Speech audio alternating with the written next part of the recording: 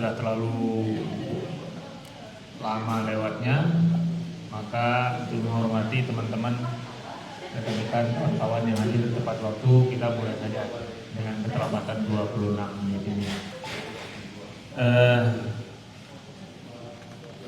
Pertama, marilah kita bersyukur kepada Allah. Alhamdulillah sudah berikan kebaikan kepada kita semua hadir di sini untuk pertama bersilaturahmi yang insya Allah nanti akan menyampaikan keterangan pers tentang SDU WHV ya, yang akhir-akhir ini ramai dibicarakan dan itu memunculkan persoalan hukum yang nanti akan ditindaklanjuti oleh teman-teman yang merasa dirugikan yang memberikan kuasa kepada Niko Kemal Associate.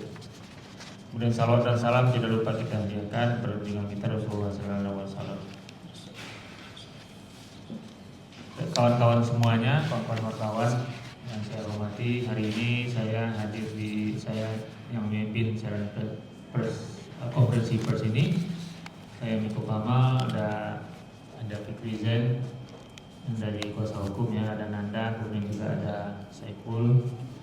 Kemudian hari ini juga didampingi oleh Melki Hamdani yang baju kuning yang paling mencolok di antara kita. Yang beliau adalah salah satu tokoh yang menggerakkan tokoh yang menggerakkan WHV ini, Work Holiday Visa, terutama di Sumatera Barat. Dalam rangka beliau sebetulnya juga adalah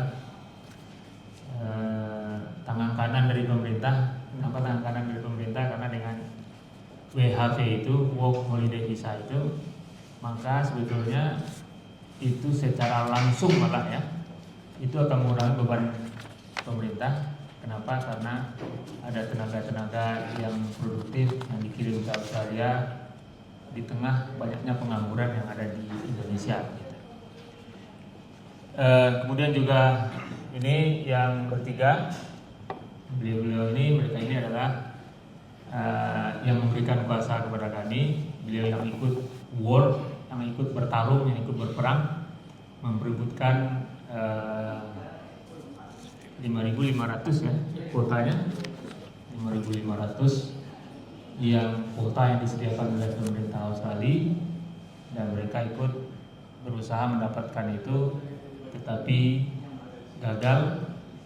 Di mana kegagalan itu salah satunya ada dugaan perbuatan melawan hukum yang dilakukan oleh penguasa, dan itulah yang sedang diperjuangkan. Nah, kawan-kawan semuanya, sebelum disampaikan secara detail oleh Saudara Fikri, saya ingin menjelaskan secara singkat terlebih dahulu soal WHV ini.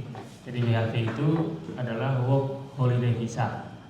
Kalau di bahasa Indonesia kan bekerja sambil jalan-jalan, work holiday, dan itu dikeluarkan oleh pemerintah Australia. Jadi sederhananya, pemerintah Australia memberikan kesempatan kepada beberapa negara di dunia, kepada warganya tentunya, untuk bekerja sambil jalan-jalan di Australia. Nah, salah satu negara yang jadi target itu, yang diberikan kesempatan itu adalah Indonesia. Jadi warga negara Indonesia diberikan, yang memenuhi syarat tentu ya, salah satu syaratnya itu adalah sudah 30 tahun dan belum 31 ya. Jadi yang mudah-mudahan, Bambang kayaknya tidak bisa lagi nih. Jadi yang berusia 30 dan belum 31 tahun memenuhi syarat untuk berangkat ke Australia untuk bekerja sambil jalan-jalan. Di samping ada syarat-syarat lainnya, misalnya syarat IELTS dan segala macam. Nah, pemerintah Australia tahun ini menyediakan kuota sebanyak 5.500. Jadi artinya pemerintah Australia itu welcome, menerima kehadiran 5.500 orang Indonesia, anak-anak muda Indonesia yang umurnya tadi itu 30 belum 31 tahun itu, untuk berangkat ke Australia, bekerja di sana sambil jalan-jalan Nah, bekerja untuk mengumpulkan uang. Waktunya selama 3 tahun ya. Maksimal 3 tahun. Maksimal 3 tahun di situ. Dan setelah itu visanya habis. Kalau tidak ada mendapat visa yang lain berarti harus pulang ke Indonesia. Nah, jadi kawan-kawan bisa bayangkan anak-anak muda kita yang produktif ini, beliau pergi ke sana making money, ya, mendapatkan uang di situ. Kemudian kalau dapat uang, kalau pengalaman itu mereka juga remittance, kirim uang ke Indonesia. Dan yang paling penting lagi, mereka ini akan mendapatkan pengalaman sangat berharga di Australia. Punya wawasan yang lebih luas. Karena apa? Karena bergaul dengan bangsa-bangsa yang multikultural di Australia itu. Nah, bagi pemerintah Australia sebetulnya pokoknya kalau submit permohonan visanya, dimasukkan permohonan visanya, kemudian kalau memenuhi syarat akan dikasih visa. Tapi pemerintah Indonesia itu membuat syarat tambahan. Syarat tambahannya itulah yang disebut dengan SDU-WHV. SDU itu surat dukungan untuk SDU, syarat dukungan untuk WHV, makanya namanya SDU-WHV. Jadi pemerintah Indonesia melalui Dirjen Imigrasi, Kementerian Imigrasi dan PAS ya, IMIPAS itu membuat syarat tambahan bahwa setiap orang Indonesia, anak-anak Indonesia yang mau berangkat ke Australia melalui visa WHV itu harus mendapatkan surat dukungan terlebih dahulu. Nah, untuk mendapat surat dukungan itu mereka buatlah namanya seperti yang diumumkan itu war, perang, seperti kita war ticket kalau ada konser-konser itu kan. Jadi siapa yang dulu dia cepat dia dapat gitu. Siapa cepat dia dapat gitu. Nah, itu sebetulnya kalau memang itu diberlakukan seperti ketentuan yang mereka buat, ketentuan itu mereka publikasikan ya, yang lagi ya, mereka publikasikan tutorialnya, bagaimana cara dan segala macam itu cukup fair lah. Kalau kan siapa yang dapat internetnya kencang, macam-macam lah gitu ya, dia dapat. Nah, kemarin itu ada 30 ribuan ya, berapa yang 29.000 kurang. Jadi ada sekitar 29.000 warga Indonesia yang ikut war itu. Sementara kuotanya 5.500. Ya. Jadi yang 29.000 inilah yang bersaing. Dan kalau persaingannya fair, adil, itu tidak ada masalah. Gitu. Nah, tapi fakta di lapangan itu, jadi pada tanggal 15 ya, 15 itu diadakan war, dibuka warnya, diumumkan secara resmi di media sosialnya imigrasi itu bahwa tanggal 15 mulai pukul 9 adakan war. Maka seluruh orang Indonesia itu yang 29.000 itu di depan komputernya standby untuk war gitu. Nah, war pada tanggal 15 itu pukul 9, kemudian tiba-tiba down websitenya pukul tidak bisa diakses sama sekali. Tidak bisa diakses dari pukul 9 itu. Nah, jadi war tidak bisa diakses gitu. Nanti Fikri nanti yang akan jelaskan. Intinya adalah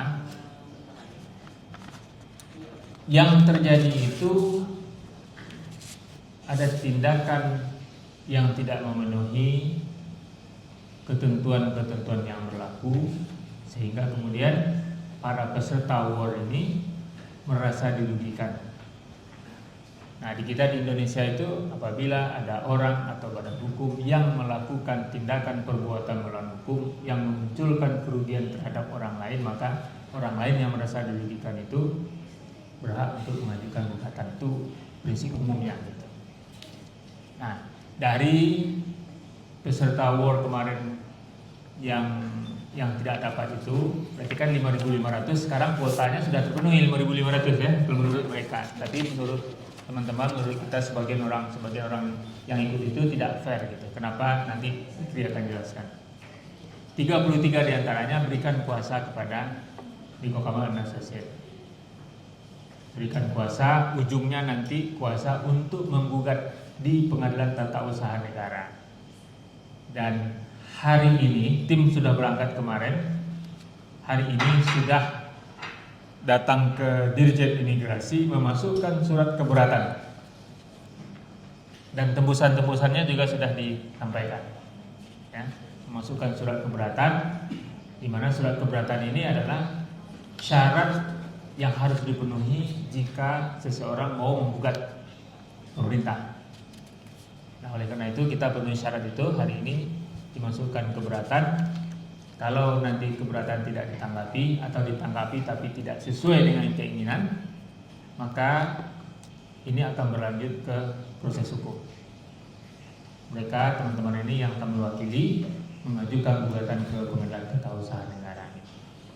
Nah, itu paparan dari saya secara singkat terkait SDU WHP dan WHP itu, ya, mudah-mudahan bisa menjadi bahan dasar bagi kawan-kawan semuanya untuk menulis berita nantinya, apa itu SDU WHP, kemudian apa itu WHP, dan tambahan lagi, sebetulnya secara non hukum sudah ada upaya-upaya.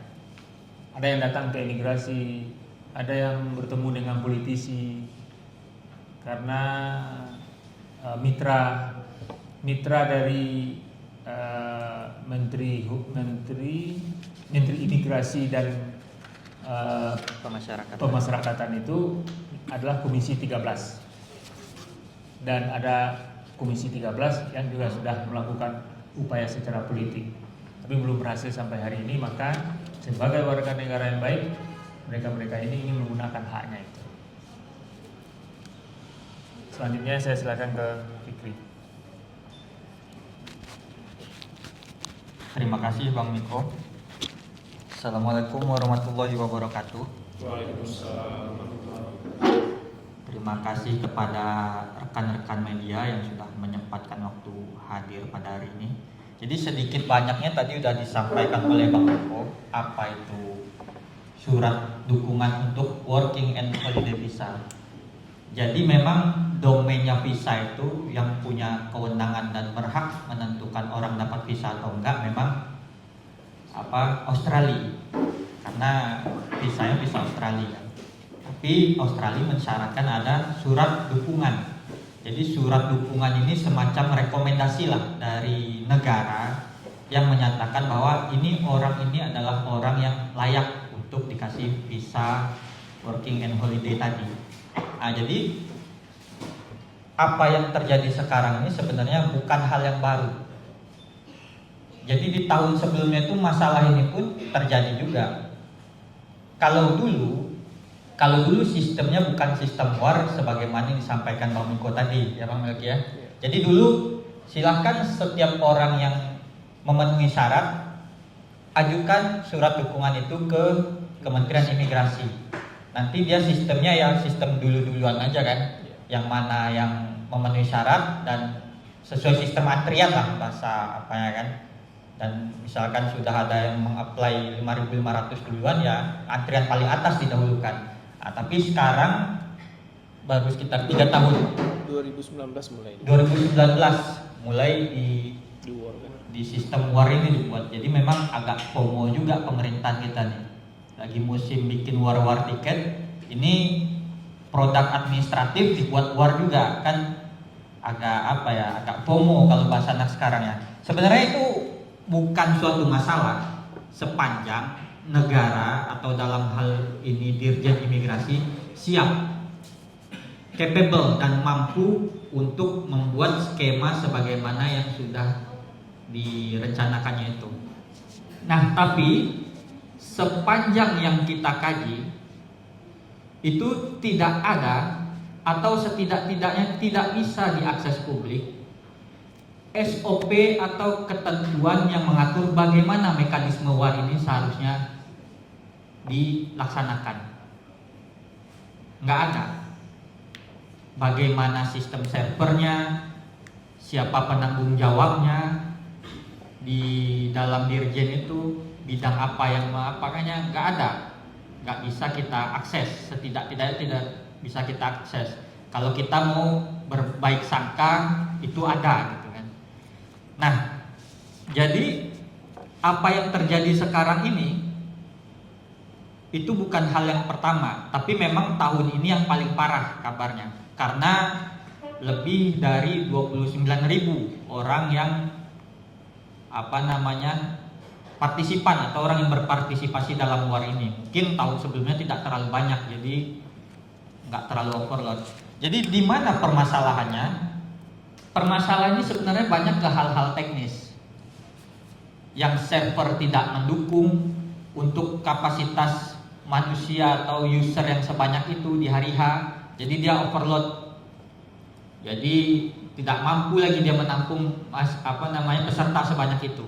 Itu dimulai di tanggal 15. Tanggal 15 itu dia buka pagi. Dari pagi itu langsung hang ya. Jadi pukul 9. Tapi di tanggal 15 itu ada 80 orang yang dinyatakan sudah berhasil. Tapi karena sistem down, di-cut sama dirjen pada tanggal 15 itu diberhentikan. Dikasihnya pengumuman kalau karena ada gangguan, mereka akan mengulang lagi war itu di tanggal 17.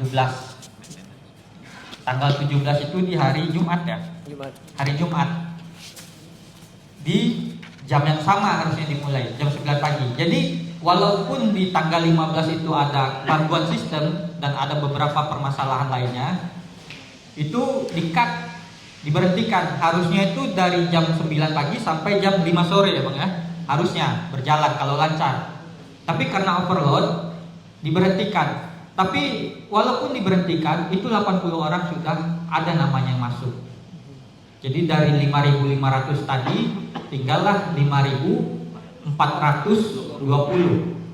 kuota yang tersedia untuk mendapat surat SDWAP atau rekomendasi visa Australia ini. Nah, di tanggal 17 yang klaimnya tadi dia akui ada kesalahan teknis sebelumnya, harapan kita tentu di tanggal 17 itu sudah ada perbaikan, dimulai lagi ya kan. Tapi di tanggal 17 itu memang dimulai lagi, ada beberapa perbaikan tapi masih terjadi hal yang sama. Masih gangguan, masih susah diakses, bahkan ada yang blank aja gitu kan, ada yang error langsung layarnya. Di jam istirahat sholat Jumat jam 12 sampai jam 2 itu websitenya itu nggak bisa diakses, ada keterangan maintenance dari jam 12 sampai jam 2. Jam 2 sampai jam 4 sore itu nggak bisa diakses sama kawan-kawan ini, bagian besar keterangannya itu rate limit exceed, ya udah melebihi kapasitas lah kalau bahasa apa yang mungkin bahasa umumnya kan, website yang diaksesnya ini. Tapi dari jam 2 sampai jam 4 itu kawan-kawan sebagian besar ini tidak bisa mengakses. Tapi ketika jam 4 tahu-tahu sudah ada 5.000 ya, 5.000 orang yang sudah dapat rekomendasi ini. Jadi memang ada permasalahan itu, dan pihak Kementerian Imigrasi pun tidak ada penjelasan yang detail, tidak ada keterbukaan terkait kenapa bisa ada permasalahan ini dan tahu-tahu ada peserta yang lompat-lompat tahu-tahu ada masuk gitu kan. Maksudnya volume peserta yang diterima tahu-tahu ada gitu kan. Sepanjang proses itu tidak ada live report yang menyatakan sekian sudah masuk, sekian sudah diterima gitu. Nah, itu di tanggal 17. Jadi akhirnya tanggal 17 itu ditutup dan sudah ada 5.500 orang yang dinyatakan mendapat SDWAP ini. Nah, di mana permasalahannya? Jadi kalau kita kaitkan dengan azas umum pemerintahan yang baik, ini tentu ada permasalahan administratif. Jadi kita berpandangan pemerintah dalam hal ini, Dirjen Imigrasi selaku orang yang atau pihak badan yang menyelenggarakan war SDWAP ini sudah menciderai hak-hak dari para peserta ini. Jadi yang pertama itu adanya pelanggaran asas kepastian hukum, yang kedua pelanggaran asas kecermatan, yang ketiga pelanggaran asas keterbukaan, yang keempat ada pelanggaran asas pelayanan yang baik. Dari semua pelanggaran administratif ini itu semuanya ada di pasal 10 ayat 1 Undang-Undang Nomor 30 Tahun 2014. Nanti bisa dicek di situ. Ini ada menimbulkan kerugian material tentunya. Kerugian material yang dialami oleh kawan-kawan ini salah satunya karena ini kan sebelum war ini dibuka, pengumumannya atau publikasi ini kan luar biasa. Ini yang menjanjikan sesuatu yang memang kalau anak-anak muda ini kan keluar negeri itu adalah suatu yang bisa membanggakan keluarga dan lingkungannya tentunya gitu kan. Ya tentu mereka untuk mencapai itu mengorbankan lah. Yang dikorbankan itu banyak tentunya, waktu, tenaga dan biaya. Nah, kerugian materialnya itu kalau yang secara konkret bisa kita rincikan sekarang itu, kawan-kawan ini untuk mendapat SDWAP itu jangan untuk mendapat ya, untuk ikut war itu aja itu disyaratkan dia punya IELTS namanya. Jadi semacam skor tes bahasa Inggris yang standar internasional. Itu untuk dapat itu aja sertifikat IELTS itu per orangnya itu mengeluarkan 3.490.000 per orang. Nah, ini yang mempercayakan kita untuk menjadi kuasa hukumnya. Itu ada 33 pemohon, 33 orang yang memberikan kuasa kepada kita. Jadi 33 orang dikali 3.490.000 itu ada 115.170. Itu baru kerugian material yang kita bahas, belum kerugian waktu, tenaga, biaya. Dan sekarang pun kawan-kawan ini habis waktunya karena digantung. Tidak ada kepastian hukum untuk kawan-kawan yang dirugikan ini sampai sekarang. Hanya ada statement-statement permintaan maaf. Jadi sebagaimana sudah disampaikan oleh Bang Niko tadi juga, tim kita sudah bergerak ke Jakarta, ke Dirjen Imigrasi pada hari ini. Dan informasi yang kita dapat, yang lucunya, itu operator yang bertanggung jawab untuk melaksanakan SDWAP ini, itu katanya sudah dibubarkan. Nah, ini kan agak aneh nih. Masalahnya belum selesai tapi operatornya kok sudah dibubarkan. Nah, ini bagaimana informasi pasti dari imigrasi, kita agak bertanya juga, bingung juga. Jadi apakah dengan permintaan maaf itu dianggap sudah selesai? Tentu harusnya tidak. Nah, kita yakin dan percaya negara-negara yang maju, ini rata-rata kawan-kawan ini kalau sudah berpandangan atau ada rencana untuk keluar negeri pasti sudah pernah mengkaji-kaji atau menilai bagaimana negara yang maju itu pastinya kan. Negara yang maju itu adalah negara yang bertanggung jawab untuk setiap perbuatan dan tindakannya. Jadi kalau di Indonesia ini kan dari dulu semua kesalahan itu diselesai dengan permintaan maaf aja. Nah, kita rasa sudah cukuplah sampai di sini. Semua tindakan maladministrasi atau mismanagement yang dilakukan oleh pejabat negara atau negara secara umum itu selesai dengan permintaan maaf. Harus ada pertanggungjawaban hukum terhadap korban-korban yang dirugikan dari setiap tindakan maladministrasi atau mismanagement. Baik itu kelalaian atau perbuatan yang sengaja, tentu harus ada pertanggungjawabannya. Pertanggungjawaban administrasi itu sudah tentu, pertanggungjawaban hukum bagi penanggung jawabnya itu harusnya ada pihak yang dikenai sanksi. Ini jangankan sanksi pidana, sanksi administratif aja nggak ada, jadi dianggap selesai dengan permintaan maaf. Apalagi kita mau mengkaji kerugian yang diderita kawan-kawan ini mau diganti. Nah, sampai kapan negara kita mau jadi negara yang semua permasalahan yang dilakukannya itu selesai dengan minta maaf? Enak betul. Kita percaya pertanggungjawaban oleh negara itu harus dilakukan, karena tanpa ada pertanggungjawaban yang konkret dan komprehensif dari negara, itu tidak akan pernah ada transformasi ke arah yang lebih baik. Jadi setiap ada kesalahan minta maaf aja, tahun besok salah lagi minta maaf. Kalau ada sanksi yang harus diemban oleh pihak yang bertanggung jawab ini, pejabat-pejabat berikutnya kalau diganti mereka nanti itu akan takut untuk, akan lebih hati-hati dan akan lebih aware dalam melakukan segala kebijakan. Jadi mereka juga harusnya takut kalau salah-salah ataupun lalai, karena akan ada konsekuensi hukumnya atau konsekuensi administratifnya. Jangan semua dianggap selesai dengan kalimat maaf. Mungkin itu saja dari saya. Saya kembalikan ke Bang Miko. Lebih kurang mohon maaf. Assalamualaikum warahmatullahi wabarakatuh. Waalaikumsalam.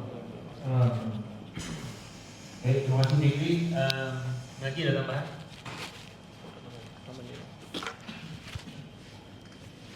Ya, jadi WAV ini ada dari tahun 2009.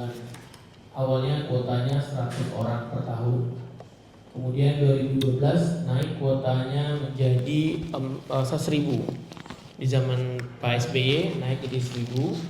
Kemudian di 2019 naik lagi jadi 5.000. Nah, kemudian di tahun 2025 naik jadi 5.500. Nah, prosesnya dulu di awalnya cuman mensubmitkan dokumen-dokumen ke Dirjen Imigrasi, kemudian ada wawancara. Nah, saya wawancara diterbitkan namanya dulu SRPI, Surat Rekomendasi Pemerintah Republik Indonesia, yang merupakan tambahan syarat visa. Ya, kemudian di tahun 2019 mulailah war itu, kuotanya 1.000. Dan di situ udah mulai problem muncul. Dari seluruh dunia orang bisa akses, ya, bisa masuk. Berarti orang-orang yang tidak di Indonesia juga bisa ikut war, gitu ya. Sementara jaringan lebih cepat. Ya. Nah, kemudian di 2020 COVID ya, 2020, 21 itu mereka close. 2022 mereka buka lagi. Nah, 2023 barulah mulai persoalan. Susahnya website diakses, kemudian tidak ada transparansi. 2024 juga begitu, dan termasuk 2022 begitu. Nah, kita cukup ironis ya. Karena apa? Karena pemerintah saat ini sudah sangat mendukung ya.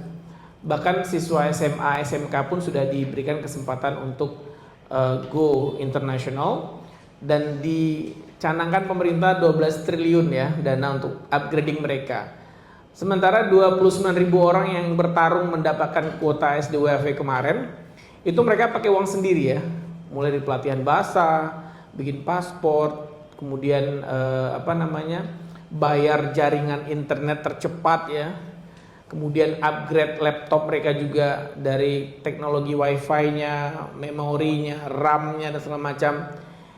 Sehingga mereka benar-benar siap untuk mengambil kuota tersebut. Nah, tetapi yang menyelenggarakannya tidak siap. Karena apa? Karena servernya error terus. Nah, jadi dengan WAV ini yang pertama itu adalah pengalaman yang tidak tergantikan ya, karena tinggal di luar negeri, dan pola pikir. Nah, dari data PPTK itu 258 triliun dana dari pekerja migran Indonesia setiap tahunnya masuk ke Indonesia. Kebayang nggak sih? Seperempat 258 triliun ya. Nah, kalau dari Australia sendiri yang saya amatin, dari 10 orang yang saya coba survei, itu sekitar 2 miliar setahun masuk dana ke Indonesia dari 10 orang. Kalau begitu sangat membantu bagi keluarga mereka. Pengalaman dapat, keluarga terbantu, mengurangi pengangguran yang pasti ya Pak Miko ya. Mengurangi pengangguran, kemudian bisa membantu adik-adiknya sekolah, dan kemudian bisa mencegah stunting juga bisa kayak ini WAV ini ya, karena keluarganya bisa di feeding. Nah, dan yang paling berharga adalah pengalaman. Baik nanti pulang dari Australia mereka bikin usaha, mereka nggak perlu lagi pinjaman, nggak perlu kur ya, karena punya modal. Kemudian mau lanjut studi lagi, mereka punya uang. Mau pindah negara lagi ke Eropa, mereka punya modal. Jadi ini batu loncatan, game changer banget ya bagi anak-anak muda Indonesia untuk bisa melakukan perubahan yang ekstra ya dalam kehidupan mereka, dan di usia muda mereka sudah melakukan percepatan finansial, percepatan pengalaman dan lain sebagainya. Nah, dari pengalaman WAV yang saya urus, yang saya coba bantu sebarkan dari 2013 sampai 2018 tuh aman-aman saja. 2019 inilah baru mulai bermasalah dan paling parahnya 2025. Akhirnya ya para WAV warrior itu melapor lah dan melakukan haknya. Seperti itu barangkali Pak Miko. Ya. Baik kawan-kawan semua, kalau ada yang ditanyakan perlu diklarifikasi, silakan.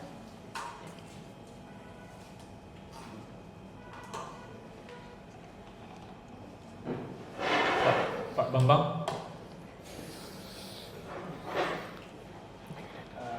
Jadi yang saya tanyakan dari apa ini dan yang diharapkan itu apa? Apakah penggantian kerugian atau SDU itu didapatkan? Betul. Sementara kan tadi bilang prosesnya sudah selesai, ya kan?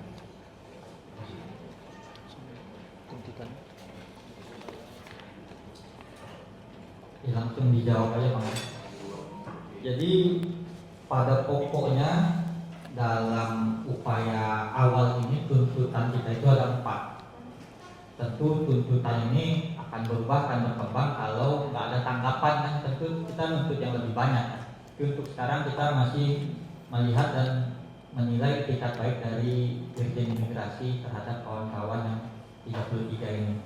Nah yang pertama tuntutan itu melakukan evaluasi dan perbaikan prosedur penyelenggaraan layanan SDUWAP agar memiliki landasan hukum yang jelas. Nah, tadi terkait pedoman SOP itu kan. Nah, kedua, menjatuhkan sanksi kepada pejabat penanggung jawab penyelenggaraan layanan SDUWHP. Yang ketiga, mengganti kerugian material sebesar 115.170.000. Itu terkait yang IELTS tadi kan 33 orang. Yang keempat, menerbitkan SDUWHP Australia untuk para peserta yang 33 orang ini yang telah memenuhi syarat. Nah, itu tuntutan kita pada pokoknya dalam tahapan sekarang. Nah, itu mungkin Bang. Masih ada yang lain? Ini si apa? Dari mana nih? Dari Senggalang, terus Baik, terima kasih kesempatan saya dari Badan Diskas dan Badan. Budi Kurniawan dari Badan Diskas. Budi Kurniawan, Niki Kurniawan. Megi. Jadi terkait pertanyaan Bapak tadi, ini pertanyaan yang berlanjut. Ini lebih ke tadi kan ada 4 tuntutan ya. Dan untuk progres dari tuntutan itu bagaimana? Ya, suratnya baru hari ini masuk dan tentu belum ada tanggapan dari mereka. Gitu. Kita akan lihat perkembangannya seperti apa. Sesuai timeline itu dia harus jawab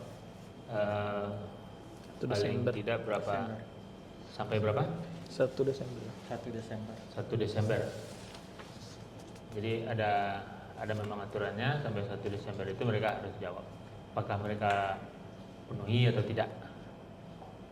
Karena yang yang kita masukkan hari ini itu adalah surat keberatan ya. Dan itu diatur oleh undang-undang. Jadi sebelum kita mengajukan gugatan ke Pengadilan Tata Usaha Negara itu, semua orang yang merasa dirugikan dengan kebijakan tata usaha negara itu, maka dia wajib terlebih dahulu mengajukan keberatan.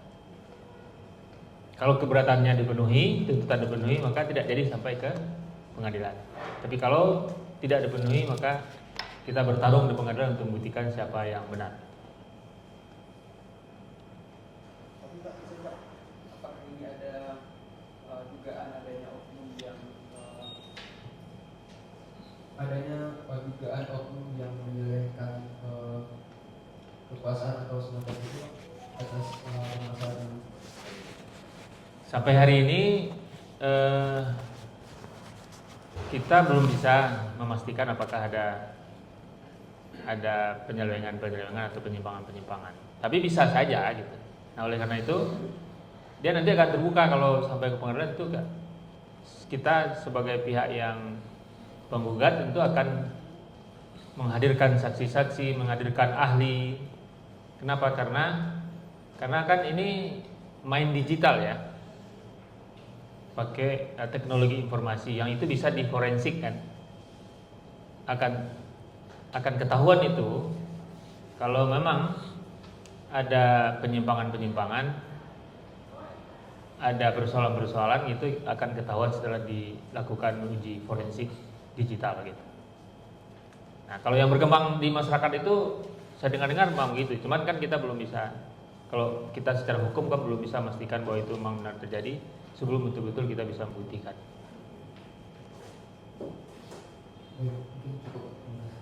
Yang lain?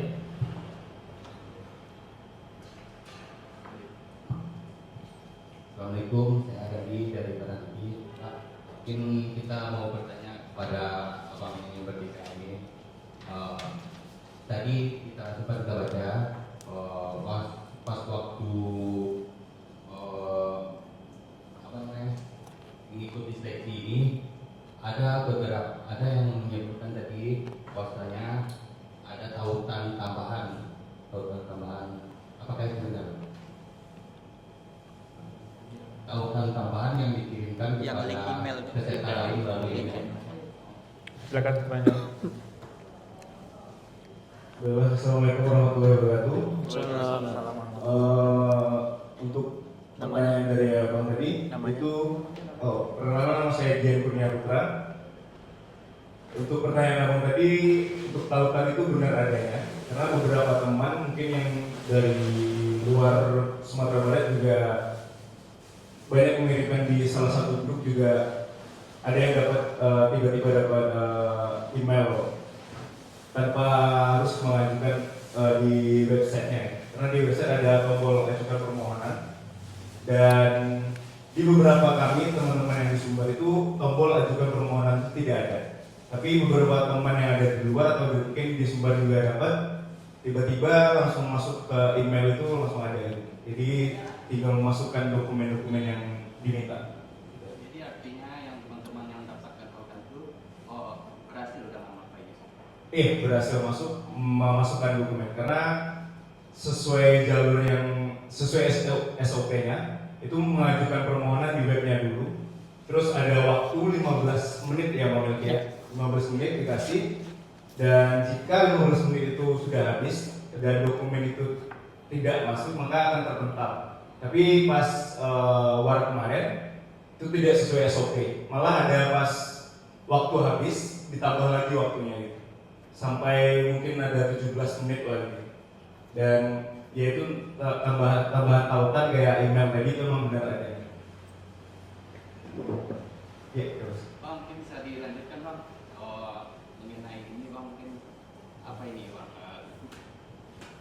kendalanya dari segi apa kejelasan?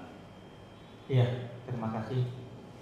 Sebagaimana yang disampaikan tadi dan yang sudah disampaikan Bang Niko ya, itu memang isu yang beredar, jadinya berspekulasi lah masyarakat peserta SDWAP ini yang lebih kurang 29.000 ini, jangan-jangan katanya ini ada percaloan, praktek percaloan.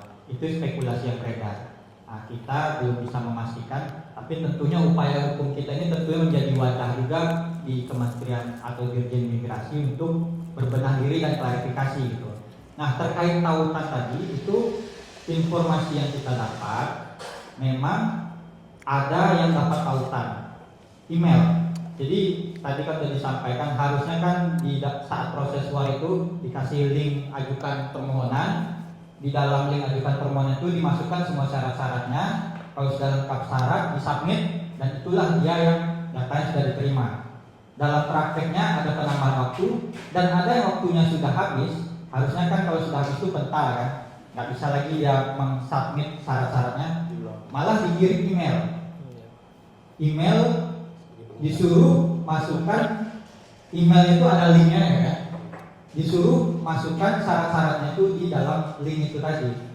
Nah, jadi kita tidak tahu juga ini kebijakannya ini karena apa, karena belum ada kejelasan juga apakah memang semuanya itu orang yang sebenarnya sudah menekan ajukan permohonan tapi gagal karena kendala teknis, atau orang yang di luar dari yang sudah masuk di dalam war, itu kita belum tahu.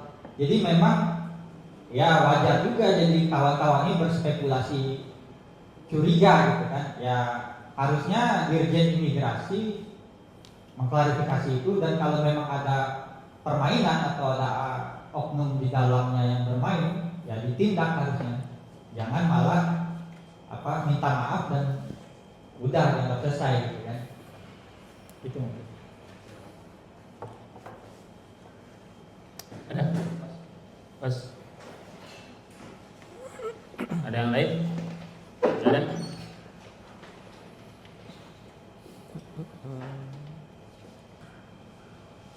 Klien kami ini mengajukan permohonan keberatan. Nanti kalau berlanjut ke gugatan itu, ini pertama tentu memperjuangkan diri mereka sendiri, tapi sebetulnya mereka juga memperjuangkan hal yang lebih besar gitu. Yang mereka perjuangkan itu adalah soal transparansi, soal keadilan gitu ya. Reformasi birokrasi. Karena apa? Karena pelayanan publik, pelayanan dari pemerintah yang tidak adil, tidak setara itu tidak dibolehkan. Jadi mestinya semua warga negara Indonesia itu mendapat pelayanan yang sama gitu. Nah, nanti kalau berlanjut ke persidangan, nah ini sebetulnya yang mau kita buka supaya ada perbaikan ke depan. Jadi di samping soal mereka berhak mendapatkan SDU WHP, kemudian berhak mendapatkan ganti rugi gitu kan, tapi yang jauh lebih jauh dari itu adalah soal perbaikan ke depan. Sampai kapan negara ini masih begini-begini terus gitu ya? Ada kesempatan, lalu kemudian ada kelompok-kelompok tertentu yang menggunakan untuk kepentingan pribadi mereka, kelompok mereka gitu. Itu nggak boleh gitu. Makanya lahirlah undang-undang, macam-macam undang-undang keterbukaan informasi publik, undang-undang administrasi pemerintahan gitu ya. Itu semuanya adalah untuk memberikan pelayanan yang sama, pelayanan yang setara untuk semua warga negara gitu. Jadi kepada Dirjen Imigrasi, Menteri Imigrasi dan Pemasyarakatan beserta instansi yang ada di atasnya, misalnya ke Menteri Koordinator ya. Nah, Wakil Menteri Koordinator sekarang namanya Menteri Koordinator Hukum HAM IMIPAS ya. Harus peduli dengan ini. Kenapa? Karena kalau tidak ini dibenahi, maka praktek-praktek yang tidak kita inginkan itu jalan terus. Padahal Presiden dalam beberapa kesempatan memberikan pernyataan yang tegas bahwa beliau sudah berkeinginan kuat 2045 itu negara kita menjadi Indonesia emas.